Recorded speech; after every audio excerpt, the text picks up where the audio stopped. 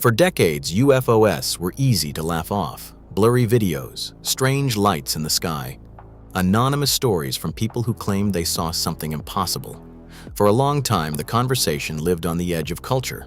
Late-night radio, conspiracy forums, science fiction, and people pointing at the sky, asking everyone else to believe them. But recently, something changed. The Pentagon is talking. Whistleblowers are testifying. Scientists are being asked to take it seriously. And ordinary people are no longer asking only one question. They are not just asking, are aliens real? They are asking something stranger. Why now? Why is this conversation suddenly moving from the fringe into government reports, congressional hearings, scientific panels, and mainstream interviews? And maybe the most disturbing possibility is not that aliens are here. Maybe the disturbing part is that the world seems to be preparing us to ask the question seriously. The problem with UFOs was never only the idea of aliens. The universe is enormous. There are hundreds of billions of stars in our galaxy, and there are at least hundreds of billions of galaxies in the observable universe. So the idea that life could exist somewhere else is not crazy. In fact, many scientists would say it would be strange if Earth were the only place where life ever happened. The real problem was always evidence. A strange light does not mean alien spacecraft. A blurry video does not mean extraterrestrial technology.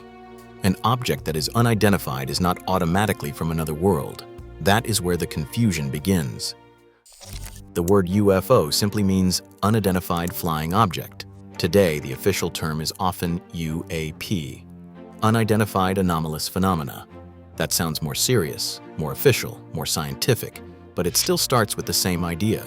Something was observed, and it was not immediately identified. That does not mean alien. It means we do not know what it is yet.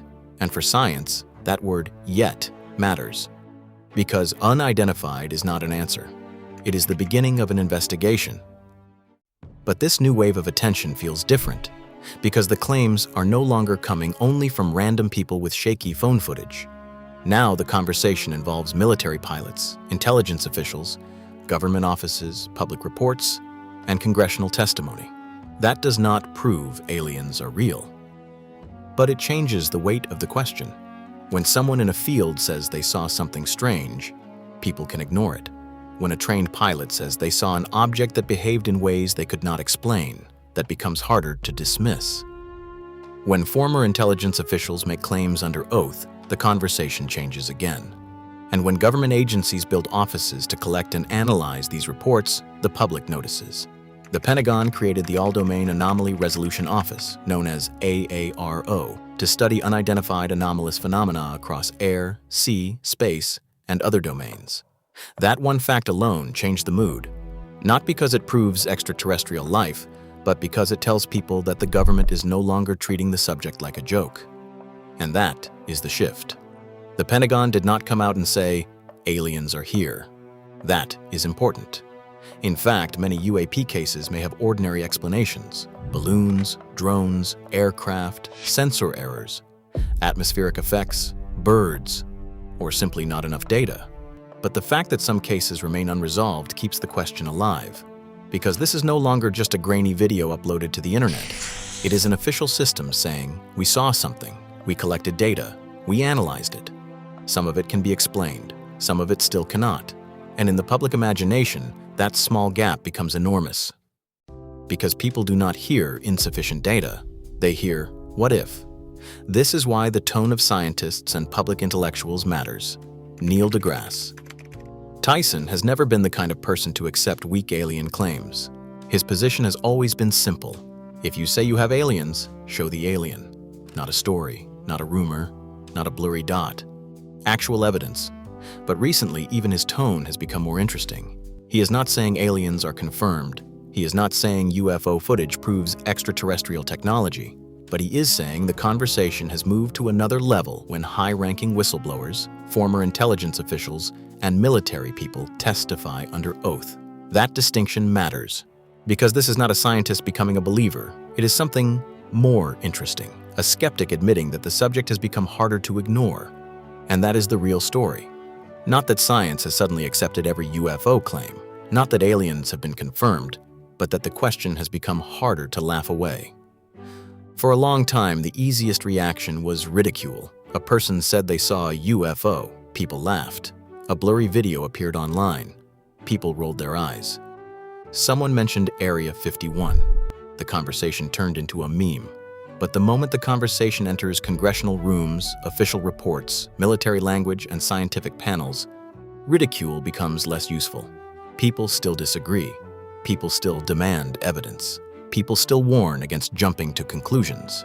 But the subject is no longer completely outside the room. It is inside the room now. And that changes everything. Here is what people often get wrong. Science is not afraid of aliens. Science would love aliens. Finding life beyond Earth would be one of the biggest discoveries in human history. It would change biology. It would change religion. It would change philosophy. It would change how we understand our place in the universe. The problem is not the question. The problem is the quality of the answer. Science does not say that aliens cannot exist. Science says, show us evidence strong enough for the claim. And the claim is huge. If someone says they saw a drone, the evidence can be small. If someone says non-human intelligence is visiting Earth, the evidence has to be extraordinary. That is why blurry videos are not enough. That is why testimony is not enough by itself. But when testimony, sensors, pilots, government reports, and public pressure all start moving in the same direction, people begin to wonder if we are watching the beginning of a much bigger shift. The scientific world has also started treating UAP as a data problem. NASA's independent UAP study team did not say aliens are here. It did not claim that unidentified objects are extraterrestrial. Instead, it focused on something less dramatic, but more important. Better data, better measurement, better scientific methods. That is the serious version of the UFO conversation.